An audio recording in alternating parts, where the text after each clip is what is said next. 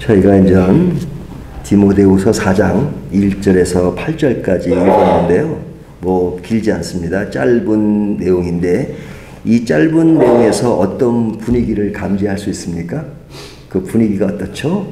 좀 진지하고 또 애틋하고 절실하고 매우 중요한 내용을 좀 다룬다 하는 어떤 그런 생각이 들지 않습니까? 그런 분위기를 자아내는 말씀이 몇 절이냐면 6절을 보면요. 전제와 같이 내가 벌써 부어지고 나의 떠날 시각이 가까웠도다. 이런 말을 하죠. 이게 바울이 디모데에게 하는 말입니다. 나의 떠날 시각이 가까웠도다.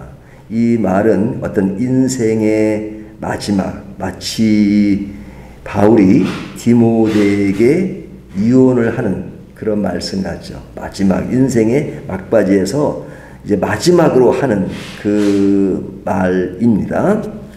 우리가 주변에서 보면 아무리 악한 사람이라도 죽음 앞에서는 하는 말이 대부분 진실한 경우가 많죠. 이 세상과 이별하는 순간 자기가 가지고 갈 것도 없고 또 취할 것도 없고 또 굳이 거짓말을 해야 될 이유가 거의 없는 셈이기 때문에 악한 사람이라도 죽기 바로 전에는 그래도 진실하다 하는 뭐 그런 이야기들을 합니다. 물론 간혹 그렇지 않은 사람도 있긴 하지만 대부분의 사람들이 그렇다는 거죠. 하물며 바울은 뭐 그런 사람과 비교할 수 없는 하나님의 은혜 속에 살고 하나님의 뜻대로 천국의 소망을 바라보며 살려고 했던 분이니까 그분이 인생의 마지막 부분에서 그가 하는 이야기는 정말 그 깊이에 있어서나 그 농도에 있어서 아주 굉장히 평상시와 달라 보이는 그런 측면이 있죠. 바울이 하는 말의 깊이와 농도의 그 차이가 다를 때와 다른 것은 왜일까? 그것은 그가 살아왔던 이 세상의 삶 그리고 다가올 하나님의 나라의 간격이 딱 붙었다기보다는 가까웠기 때문에 그렇습니다. 인생의 마지막과 새로운 나라의 천국의 시작이 거의 맞붙여 있는 것처럼 그런 느낌을 가져오잖아요. 다가올 하나님 나라가 멀다고 생각하는 사람은 지금 내가 서 있는 위치가 굉장히 중요합니다. 그것이 전부예요. 왜? 다가올 나라가 있다는 것을 믿으니까 하나님의 나라를 기대하지만 아직은 아니고 앞으로 뭐 수십 년이 가야 내 인생은 죽는다라고 생각하니까 죽음에 대한 그 인식이 멀죠. 그러니까 죽음과는 나가 거리가 먼 것처럼 생각하니까 지금 죽음은 나중에 문제고 지금은 내가 지금 헤쳐나갈 일이 너무 바쁘고 또 거기에 집중될 수밖에 없습니다. 그러니까 지금 내가 서 있는 그 위치가 커 보일 수밖에 없죠. 그러니까 지금 위치에서 생각하고 행동하고 나아갑니다. 어린 아이들이 지금 막 자라면서의 느끼는 그 감정이 대부분이지 얘네들이 벌써 죽음을 생각하고 죽은 그 이후의 것을 뭐 생각하진 않죠. 지금 자기가 겪는 일이 제일 가까운 것입니다. 하지만 바울은 지금 그런 게 아니고 인생을 다 살고 이제 거의 인생의 끝부분이에요.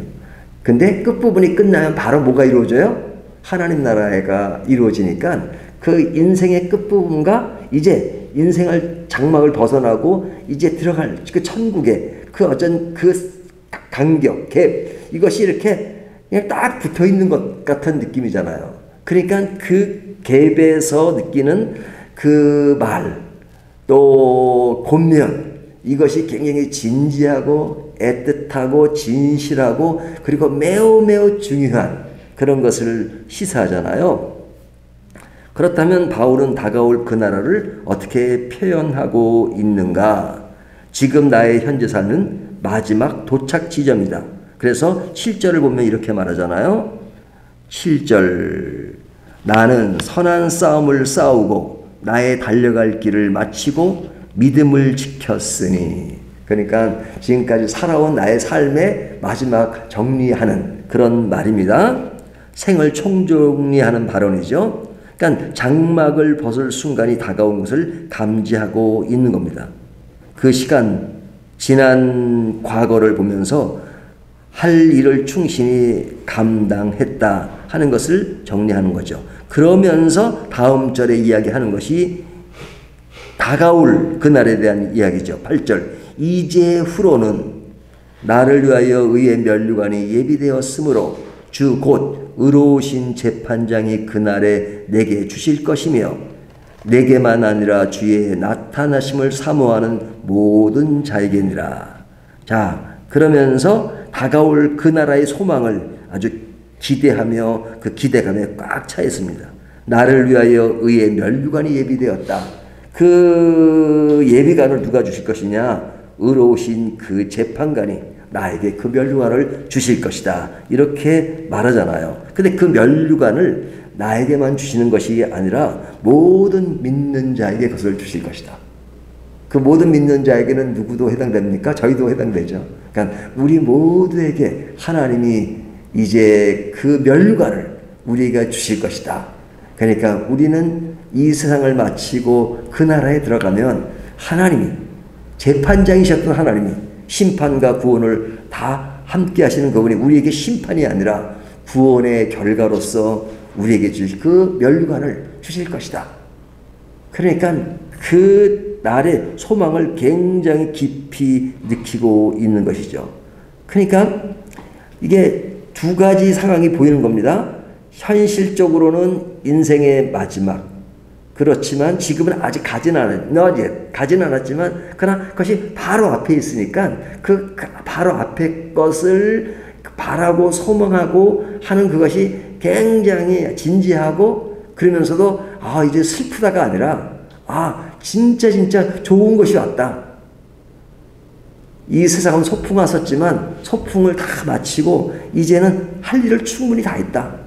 그러니까 소풍하면서 먹을 물도 좀 없어서 비싸게 사 먹는 그런 일도 있었지만 이제는 그런 일도 없고 내 집에 가면 이제 충분히 먹을 것도 충분하고 마실 것도 충분하고 그리고 그 모든 것이 다 완벽하게 마련되어 있는 걱정, 근심, 죽음 그런 것도 없는 그 나라가 왔다 하는 어떤 그 두 개의 그런 현실과 그러나 새로운 세계의 기대감 이것이 우리들이 보통은 꽤 동떨어져 있잖아요. 생각 따로 그렇지만 지금은 생각이나 뭐가 이게 딱 붙어있는 그런 인상을 받습니다. 그런 세상에 소망을 두며 기대할 수 있는 그 믿음을 위해서 그러면 어떻게 되느냐?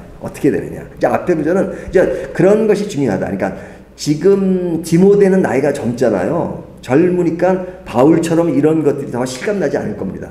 그럼 디모데가 이런 사실을 안 믿었겠어요? 충분히 믿는 믿음의 사람이죠. 하지만 바울은 그것이 좀 더 인생을 살아온 사람으로서 천국이 바로 앞에 있는 것을 두고 하는 그 말 속에서 비록 너희들은 그런 것이 인생의 연륜으로 보면 그런 갭이 좀 더 나보다는 넓을 수 있지만 그러나 그것은 어떤 인생에 살아온 크기로만 얘기할 수 있는 것이 아니라 모든 크리스찬이면 다 이와 같은 자세를 가져야 된다. 그리고 이와 같은 자세를 갖고 살기를 나는 바란다. 그러기 위해서는 어떻게 해야 되느냐. 그러기 위해서는. 그 이야기를 하는 겁니다. 그것이 뭐냐면 2절을 보면 너는 말씀을 전파하라. 때를 못 얻든지 항상 힘쓰라. 범사에 오래 참음과 가르침으로 경책하며 경계하며 고나라. 이거죠. 이것이 이제 그 복음을 이야기하고 구원을 이야기하지만 그것을 위해서 하는 그 이루어지는 것들은 사도 바울은 인생의 마지막과 새로울 천국의 이미지를 사실은 담고 이야기하는 겁니다. 그러니까 그런 것이 중요하다. 지금 바울의 어떤 개인적인 경험만 얘기하는 것이 아니라 복음을 알고 있는 사람은 그와 같은 세상과 천국을 같이 공유하고 사는 것이다. 그러기 위해서는 뭐가 필요하냐? 많은 사람이 그걸 알려야 되는데 너는 그 말씀을 전파하라. 뭘로? 너는 말씀을 전파하라. 그러니까 이것이 전도라고 얘기한다면 전도할 때 무엇으로 전도를 합니까? 1번 입으로, 2번 행동으로, 3번 기타. 몇 번일 것 같습니까? 다 맞는 말이에요. 하지만 본문의 강조점은 1번입니다. 1번. 말로 전도하는 겁니다. 우리가 내가 행동이 되고 또 모든 것이 갖춘 다음에 전도하라 이렇게 말씀하지는 않죠. 그렇게 갖추려면요, 완전히 갖춘 사람은 한 사람도 없습니다. 그럼 끝까지 전도 못하는 거죠. 그래, 말로 한다는 것은 행동을 무시하라는 말이 아니고, 어떨 때는 뭐 행동을 강조할 때도 있지만, 지금 상황에서 하나님의 말씀을 전하는 것, 그 말씀의 그 포인트는 뭐냐면 삶과 죽음, 그것이 붙어있는 그런 인식을 갖는 그런 복음의 굉장히 핵심적인 메시지 중에 하나는 그것을 전할 때 그것을 어떻게 다 경험하고 바울처럼 실감 있게 얘기할 수는 없지만, 그러나 그것이 그 복음이 갖기는 중요한 일이니까 그거를 일단 말로 전파하라. 말로 전파하라. 그러니까 전도는 말로 하는 겁니다. 그리고 그 말의 신빙성을 높이기 위해서 행동이 따라야 되는 것이죠. 행동이 따라야 말로 한다. 그건 못해요. 누구나. 저도 말씀을 전할 때 제가 뭐 완벽하고 행동이 뭐 그럴싸고 항상 그래서 말씀을 전하나요? 그 제가 끝에 말할 때마다 뭐 축원합니다 할 때 우리와 또 저를 꼭 포함시키죠. 왜? 말씀은 제가 전하지만 함께 공유할 하나님의 말씀이기 때문에 거기에는 저를 포함하고 있는 것이니까. 그러니까 이런 경우에 말이 중요하다는 것을 강조하죠. 결과는 나중에 문제입니다. 모든 것을 갖추고 말할 사람은 없기 때문입니다. 그리고 그 결과가 아쉬울 수 있어요. 그렇게 전했음에도 불구하고 그 결과가 아쉬울 수 있다. 3절 4절이 그것을 얘기하잖아요. 때가 이르니 사람이 바른 교훈을 받지 아니하며 귀가 가려워서 자기의 사욕을 따를 스승을 많이 두고 또 그 길을 진리에서 돌이켜 허탄한 이야기를 따르리라. 이것은 뭐냐면 그 말씀을 받아들이지 않는 사람들의 그런 그들의 현장에서 일어나는 그 일을 얘기하잖아요. 그들은 그 말씀보다는 그릇된 말씀을 더 따라가고 그 스승을 더 따르는 그러한 모습들이 있다. 그러니까 앞에 너는 말씀을 전파하라. 때를 얻든지 못 얻든지 항상 힘쓰라. 범사에 오래 참음과 가르침으로 경책하며 경계하며 고나라 그랬는데 그 3절과 4절에 나오는 것은 그렇게 받아들이는 사람이 그럼 많으냐? 그렇지 않다는 거잖아요. 그럴지라도 그러니까 결실을 얻는 것은 결코 쉬운 일이 아니다. 하지만 그럴지라도 그런 자세를 가진 사람은 어떤 자세를 가져야 되느냐? 5절 그러나 너는 모든 일에 신중하여 고난을 받으며 전도자의 일을 하며 내 직무를 다하라. 결과만을 바라보는 것이 아니라 결과는 하나님이 어떻게 해서든지 그 결과를 만드실 거예요. 하지만 우리가 결과까지 다 알 수 없잖아요. 하지만 그 과정 속에서 어떤 자세를 취해야 되느냐. 신중하여 그리고 고난을 받으며 전도자의 일을 하며 내 직무를 다하라. 최선을 다하라는 거죠. 하나님의 일을 최선을 다하라. 최선을 다해서 우리는 그 복음을 전하는 겁니다. 근데 그 복음은 바로 예수 그리스도의 십자가와 그 은혜와 그것이 핵심이에요. 복음의 핵심이 그겁니다. 하지만 그것을 삶의 상황으로 그것을 인지하고 그것을 그런 삶과 죽음 안에서 그런 생각할 수 있는 복음의 가치는 뭐냐? 처음에 이야기한 것처럼 바로 이 세상의 마지막과 천국의 시작을 함께 공유할 수 있는 그런 것.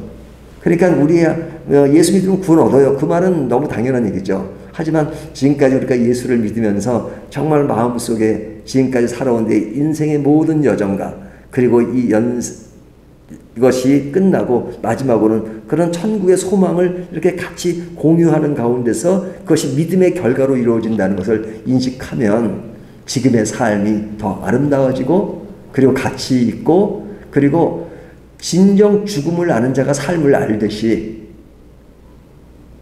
우리의 그런 천국의 소망을 가진 사람이 이 세상의 삶의 가치도 더 아름다울 수 있다 하는 것들을 바울이 마지막 인생 부분에서 우리에게 주는 너무나도 귀한 메시지가 아닌가 싶습니다. 오늘 이 말씀을 가지고 우리가 그런 동시대에 살지만 그러나 천국을 함께 공유하는 저와 여러분이 되시기를 주님의 이름으로 축원합니다.